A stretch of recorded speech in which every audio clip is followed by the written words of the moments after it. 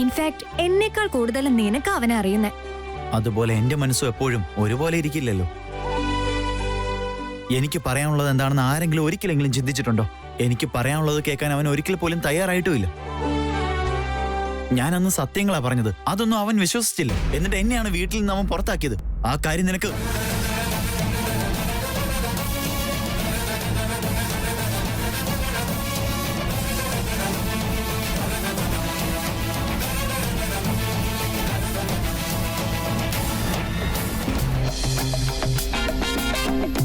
ഞാനിത് എങ്ങനെ പോയി പറയും? ഈ മീറ്റിംഗ് വളരെ ഇമ്പോർട്ടന്റ് ആണല്ലോ. ബോസിനോട് മീറ്റിംഗിന്റെ കാര്യം അറിയിച്ചില്ലെങ്കിൽ അത് പിന്നെ പ്രശ്നമാകും. എന്നാൽ ഞാൻ പോയി പറഞ്ഞാൽ പറഞ്ഞതിന്റെ പേരിൽ ദേഷ്യപ്പെടുകയും ചെയ്യും. ഇത്തരം ക്രിട്ടിക്കൽ സിറ്റുവേഷനിൽ ബോസിനെ ഒന്ന് കൂളാക്കി എങ്ങനെ ഈ കാര്യം ഞാനൊന്ന് പറയും? ആരെ വിളിച്ചാൽ ആ കാര്യം നടക്കുന്നത്? എന്ത് സാഹചര്യമാണെങ്കിലും സ്വന്തം പെണ്ണിന്റെ മുമ്പിൽ ബോസ് ഒരു പൂച്ചയാ. ബോസിന്റെ പെണ്ണിനെ വിളിച്ച്, അല്ല ബോസിന്റെ ഫ്യൂച്ചർ ഭാര്യയെ വിളിച്ച് കാര്യങ്ങൾ നടത്തുന്നതായിരിക്കും ബുദ്ധി. ഇങ്ങനെയുള്ള സാഹചര്യങ്ങളിൽ റൗഡി ബേബി ആണല്ലോ എപ്പോഴും സ്കോർ ചെയ്യുന്നത്.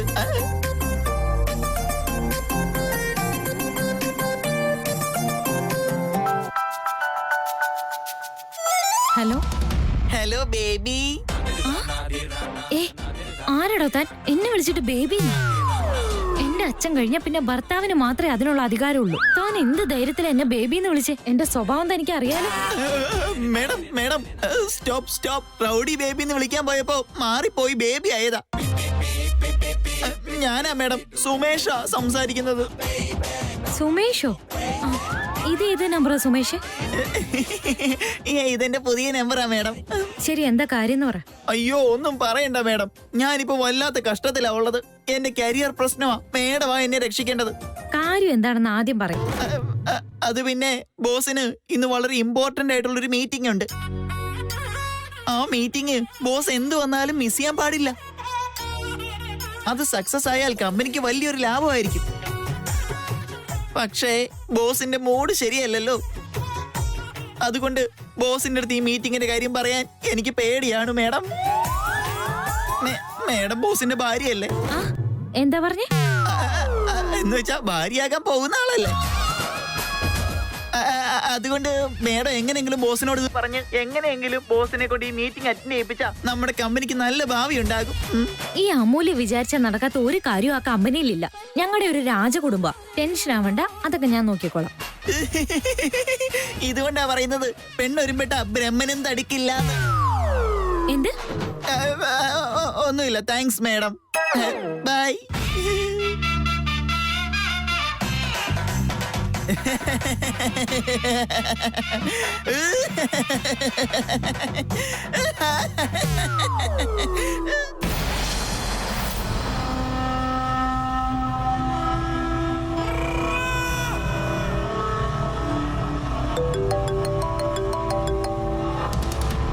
പറയ് പ്രഭാകരെ.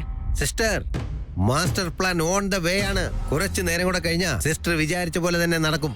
താങ്ക് യു പ്രഭാകരെ. ഗുഡ് ബൈ വിക്കി.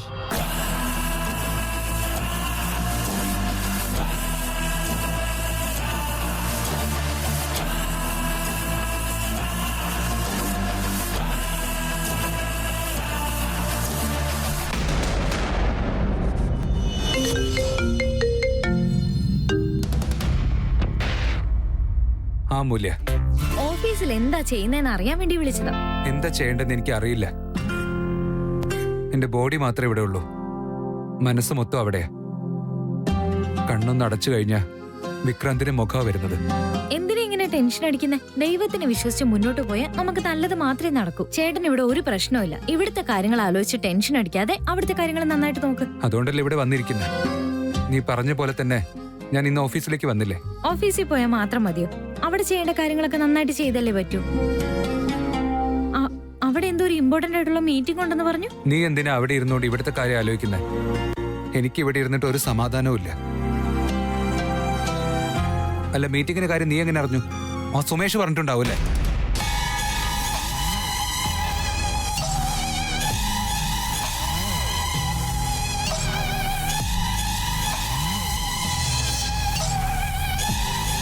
ഹലോ, റൗഡി ബേബിയുടെ റേഞ്ച് എന്താണെന്ന് അറിയില്ലേ? എനിക്ക് ആരും ഒരു ഐഡിയ പറഞ്ഞു തരേണ്ട ആവശ്യമില്ല. സുമേഷ് എന്നെ വിളിച്ചിട്ട് ബോസിനെ ഒന്ന് കൺവിൻസ് ചെയ്യാൻ മാത്രമേ പറഞ്ഞുള്ളൂ.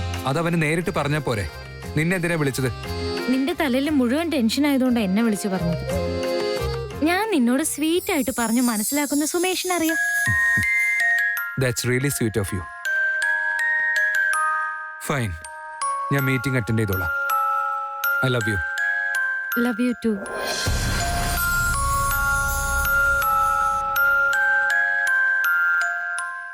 മൈഥിലി, ഇന്നലെ രാത്രി ഞാൻ നിനക്ക് 2 ഗുഡ് നൈറ്റ് മെസ്സേജ് അയച്ചല്ലോ, അതും വിത്ത് ഹാർട്ട് സ്മൈലി. കണ്ടിട്ട് പിന്നെ എന്താ റിപ്ലൈ ചെയ്യാത്തത്?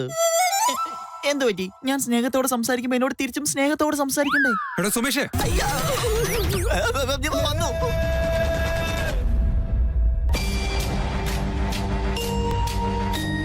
ആ അറ്റൻഡർ എന്തായിരിക്കും എന്നെ അങ്ങനെ നോക്കിയിട്ട് പോയത്?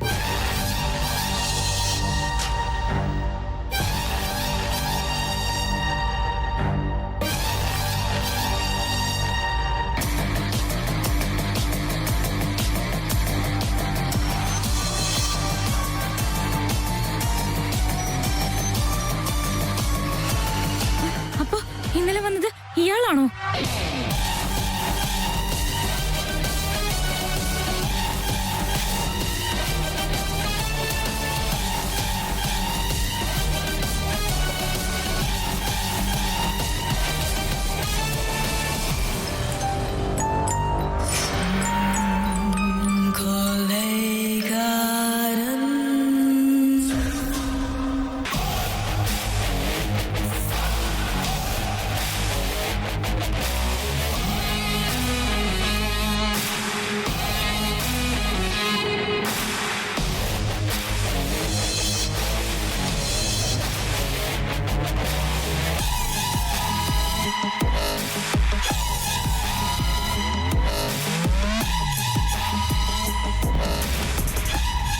പേഷ്യന്റിന് മെഡിസിൻ കൊടുക്കാനുണ്ട്.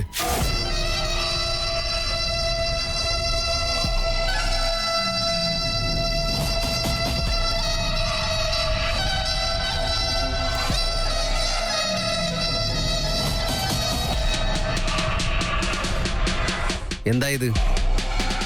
Killer injection. എന്താ? അതായത് പെയിൻ കില്ലർ ഇഞ്ചക്ഷൻ. പോയിട്ട് തിരിച്ച് വേഗം വാ.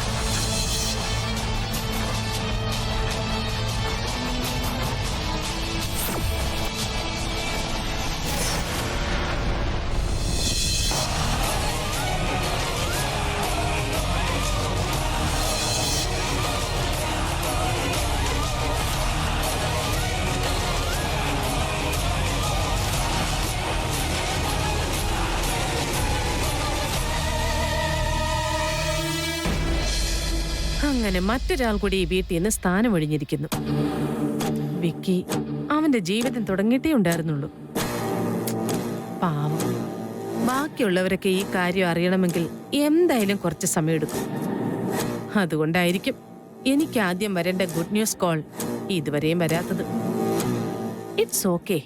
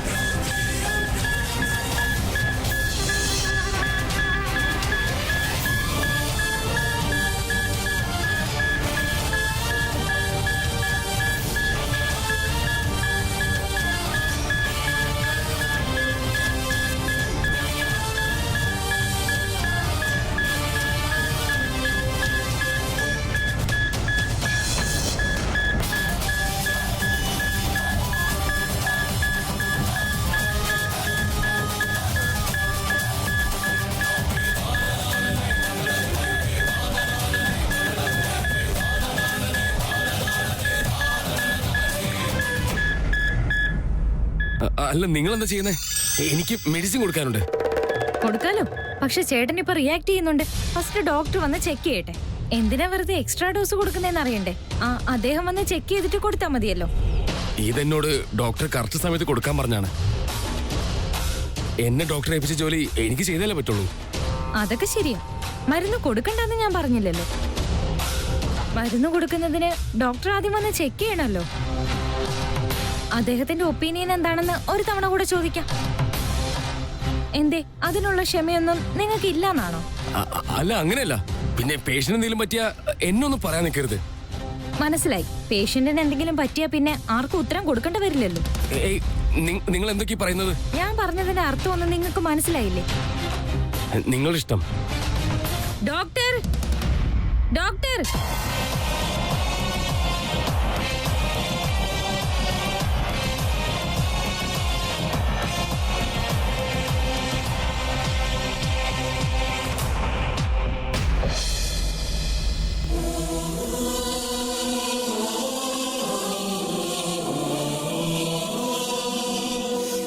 Morning Vedant. Hi Siddharth, good morning. Sorry. വിക്കിക്ക് ഇപ്പൊ എങ്ങനെയുണ്ട്? എന്തെങ്കിലും ഗുഡ് ന്യൂസ് അറിഞ്ഞോ? ഇതുവരെ ഇല്ല സിദ്ധാർത്ഥ്. ഇപ്പൊ അവന്റെ കണ്ടീഷനിൽ പ്രത്യേകിച്ച് പ്രോഗ്രസ് ഒന്നും ഉണ്ടായിട്ടില്ല. പക്ഷെ എന്തോ അവന്റെ ലൈഫ് അപകടത്തിലാണ്. അപകടത്തിലോ? എന്തൊക്കെയാ വേദം നീ പറയുന്നേ? യെസ് സിദ്ധാർത്ഥ്, ആദ്യം കേട്ടപ്പോ എനിക്കും വിശ്വസിക്കാൻ കഴിഞ്ഞില്ല. പക്ഷെ അതൊക്കെ സത്യം ഇപ്പൊ തോന്നുക. എനിക്കൊന്നും മനസ്സിലാവുന്നില്ല വേദം. നമ്മുടെ വിക്കിയുടെ ജീവിതം അപകടത്തിലാണെന്നോ? എനിക്ക് തോന്നുന്നത് വിക്കിക്ക് സംഭവിച്ച് വേറൊരു ആക്സിഡന്റ് അല്ല, ആരോ കരുതി കൂട്ടി ചെയ്തു തന്നെയാ. വേണമെന്ന് വെച്ചവന് വണ്ടി ഇടിച്ച് കൊല്ലാൻ ശ്രമിച്ചു. വാട്ട്? യെസ് സിദ്ധാർത്ഥ്, അത് ചെയ്ത ആൾക്കാർ അവനെ തെരഞ്ഞ് ഹോസ്പിറ്റലിൽ എത്തി. അവന് വേറെ കുഴപ്പമില്ലെന്ന് അറിഞ്ഞപ്പോ ഹോസ്പിറ്റലിൽ വെച്ച് വീണ്ടും അറ്റാക്ക് ചെയ്യാൻ ശ്രമിച്ചു. സീരിയസ്ലി? എനിക്കിതൊന്നും വിശ്വസിക്കാൻ പറ്റുന്നില്ല Vedant. I know it's little weird but fact. പക്ഷെ എന്റെ വിക്രാന്തിന് അങ്ങനെ ശത്രുക്കളായിട്ട് ആരുണ്ടെന്ന് എനിക്ക് തോന്നുന്നില്ല. വെറുതെ റിസ്ക് എടുക്കുന്ന എന്തിനാ വേദാന്ത്? നമുക്ക് പോലീസ് സ്റ്റേഷനിൽ കംപ്ലൈന്റ് ചെയ്തൂടെ? റിസ്ക് എടുക്കാൻ എനിക്കും താല്പര്യമില്ല സിദ്ധാർത്ഥ്. പക്ഷെ എന്റെ അനിയന്റെ കാര്യത്തില് പോലീസ് കംപ്ലൈന്റ് കൊടുക്കുന്നതിന് പകരം ഇത് ഞാൻ തന്നെ അന്വേഷിക്കാന്ന് വിചാരിച്ചു. അതൊക്കെ ശരിയാ വേദാന്ത്. പക്ഷെ ആരാണെന്ന് നമ്മളെങ്ങനെ കണ്ടുപിടിക്കും? അതെനിക്കും അറിയില്ലടോ. പക്ഷെ നമ്മൾ തന്നെ എന്തെങ്കിലും ചെയ്യണം. എന്താന്ന് വെച്ചാ ഹോസ്പിറ്റലിൽ വെച്ച് അമൂലയും അറ്റാക്ക് ചെയ്യാൻ ശ്രമിച്ചു. വേദാന്ത്, ഹോസ്പിറ്റലിൽ എന്താ സംഭവിച്ചത്? ഇതെന്താ പറയാത്തെ? ഈ വിഷയം എനിക്കും അമൂലയ്ക്കും അല്ലാതെ മറ്റാർക്കും അറിയില്ല. ആൻഡ് അറിയാനും പാടില്ല. പക്ഷെ അവരെ ഞാൻ വെറുതെ വിടില്ല. ആരായിരിക്കും അതിന് പിന്നിലെന്ന് ആലോചിക്കുന്നത്? നമ്മുടെ ഫാമിലിയോ ഫ്രണ്ട്സ് ആരെങ്കിലും ആണോ, അതോ ബിസിനസ്സിലെ എനിമീസ് ആണോ? മനസ്സിലാവുന്നില്ല.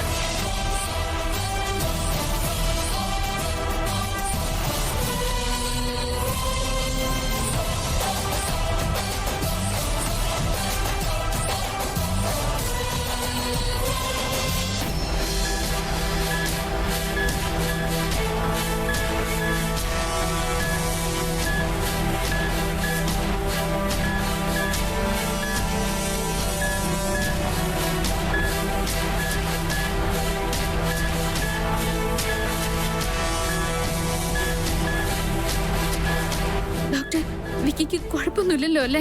ഇങ്ങനെ പെട്ടെന്ന് വിക്കി ശ്വാസം എടുക്കുന്നത് എന്താ? വിക്കിക്ക് വേറെ കുഴപ്പങ്ങളൊന്നുമില്ലല്ലോ? എന്തെങ്കിലും ഉണ്ടെങ്കിൽ തന്നെ ദയവ് ചെയ്ത് ഞങ്ങളോട് പറയണേ ഡോക്ടർ. എനിക്കെന്തോ വല്ലാണ്ട് പേടിയാവുന്നു. സന്തോഷിക്കേണ്ട കാര്യത്തിന് എന്തിനാ കുട്ടി പേടിക്കുന്നത്? പേടിക്കണ്ട, നിങ്ങൾക്ക് നല്ല ഭാഗ്യമുണ്ട്. കോമയിൽ റിക്കവർ ആയിട്ടുണ്ട്.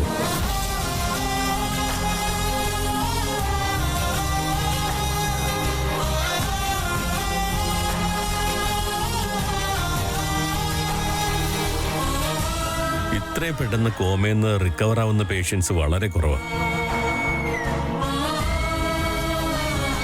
ഇനി പേടിക്കാനായിട്ട് ഒന്നും തന്നെയില്ല. വിക്കി ഇപ്പോ വളരെ വേഗം തന്നെ റെസ്പോണ്ട് ചെയ്യുന്നുണ്ട്. എന്ന് വെച്ചാ വിക്കി ചേട്ടൻ പെട്ടെന്ന് ഓക്കെ ആവുമല്ലേ? വേഗം തന്നെ പഴയതുപോലെ ആകുമല്ലേ ഡോക്ടർ? തീർച്ചയായിട്ടും തീർച്ചയായിട്ടും പഴയതുപോലെയാകും. Thank you doctor. എപ്പോഴായിരിക്കും ഞങ്ങൾക്ക് ചേട്ടനെ വീട്ടിലേക്ക് കൊണ്ടുപോകാൻ പറ്റുന്നത്? വേഗം തന്നെ ഡിസ്ചാർജ് ചെയ്യാൻ പറ്റുമായിരിക്കും അല്ലേ? അത്തരം കാര്യങ്ങളൊന്നും ഇപ്പൊ പറയാൻ പറ്റില്ല. ഇപ്പൊ ഏതായാലും മെഡിസിനോട് നന്നായിട്ട് റെസ്പോണ്ട് ചെയ്യുന്നുണ്ട്. എന്നാലും എല്ലിനുണ്ടായ പൊട്ടലൊക്കെ ഒന്ന് ശ്രദ്ധിക്കേണ്ട കാര്യമാണ്. അതുകൊണ്ട് ഇവിടെ തന്നെ ഒബ്സർവ് ചെയ്യണം. എന്തായാലും നമ്മൾ പറയുന്ന കാര്യങ്ങളെല്ലാം കേൾക്കാൻ കഴിയുന്നുണ്ട്. പക്ഷേ കൈകാലികളൊന്നും അനക്കാൻ കഴിയില്ല. ബട്ട് ഡോണ്ട് വറി, അത് നമുക്ക് ശരിയാക്കാം. ഇദ്ദേഹം നന്നായിട്ടൊന്ന് റെസ്പോണ്ട് ചെയ്ത് ഫിസിക്കൽ മൂവ്മെന്റ്സ് ഉണ്ടാകുന്നതുവരെ പേഷ്യന്റ് ഇവിടെ തന്നെ ഉണ്ടാകണം. അതായത് ഞങ്ങൾ എന്ത് പറഞ്ഞാലും ചേട്ടൻ അത് മനസ്സിലാവുമല്ലേ? തീർച്ചയായിട്ടും അതെ. പക്ഷേ തിരിച്ച് റിയാക്ട് ചെയ്യാനോ പ്രതികരിക്കാനോ ഇപ്പൊ വിക്കിക്ക് കഴിയില്ല. ടൈം എടുത്തോട്ടെ, ഞങ്ങൾക്ക് അവൻ പഴയതുപോലെ ആയാൽ മാത്രം മതി. അദ്ദേഹത്തിന് നല്ല വിൽ പവർ ഉണ്ട്. അതുകൊണ്ട് മാത്രമാണ് ഇതൊക്കെ വേഗം ശരിയായത്.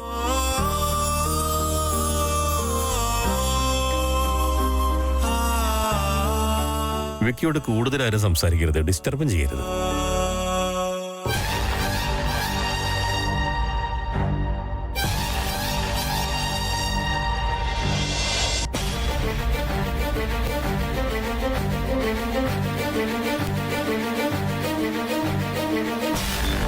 ഒരു മിനിറ്റ്.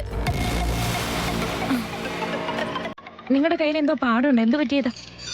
അതൊക്കെ നിങ്ങളറിയുന്നെന്തിനാ? വെറുതെ ചോദിച്ചേ ഉള്ളൂ.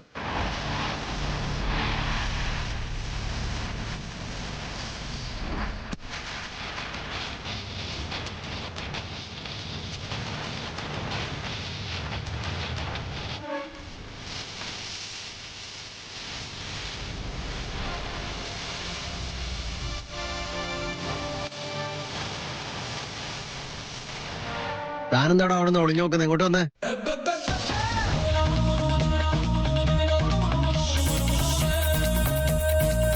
എഴുതി ഈ സന്തോഷ വിവരം ആദ്യം വേദാന്തിനോട് പറയണം. ചേട്ടൻ കോമയെന്ന് ഉണർന്നു എന്നറിഞ്ഞാൽ വേദാന്തിന് സന്തോഷാവും, മാത്രല്ല മനസമാധാനം ഉണ്ടാവും. അത് ശരിയാ. ഓഫീസിലിരുന്ന് അവൻ ഇതിനെ പറ്റി തന്നെ ആയിരിക്കും ചിന്തിച്ചിരിക്കുക. വേഗം പറ.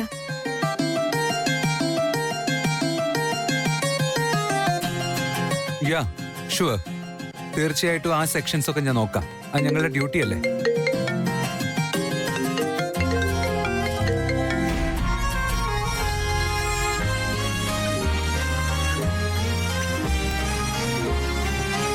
എന്ത് പറ്റിയാമോ? Call cut ചെയ്തെടുത്തി. ചിലപ്പോ മീറ്റിംഗിലായിരിക്കും. കറക്റ്റാ, ഞാൻ സുമേഷിനെ വിളിച്ചിട്ട് കാര്യങ്ങൾ പറയാം.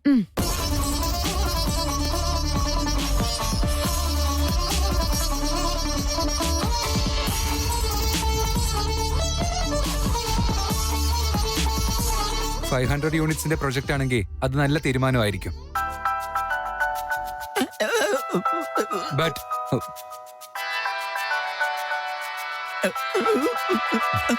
എക്സ്ക്യൂസ് മീ, ഒരു മിനിറ്റ്. തനിക്ക് എന്താ ഒരു കോമൺ സെൻസും ഇല്ലേ? മീറ്റിംഗ് നടക്കുമ്പോ ഫോൺ സൈലന്റ് ആക്കി വെക്കണ്ടേ?